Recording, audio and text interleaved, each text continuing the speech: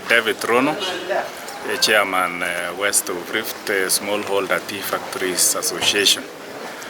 We met today in Keroka, directors from 19 companies. Those are factories from the entire western block of KTDA. We met for one particular business. We were launching our association, which was officially registered on 30th August this year.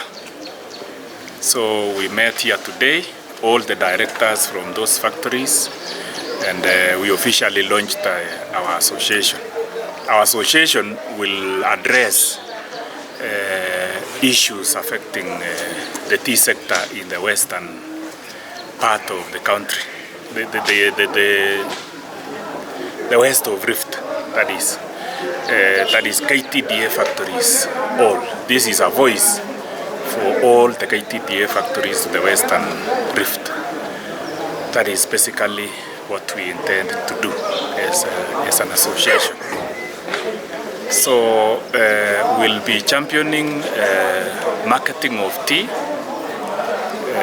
for our block member factories. We'll be dealing with matters quality.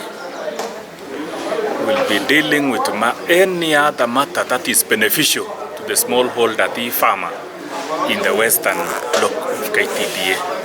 We'll be advocating for their welfare and better prices at the auction.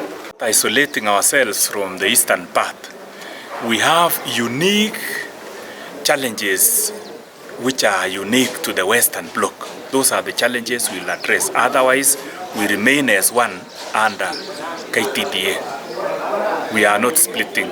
Smallholder Tea Factories Association today. Now I want to declare here that it is now officially opened and launched. Thank you so much.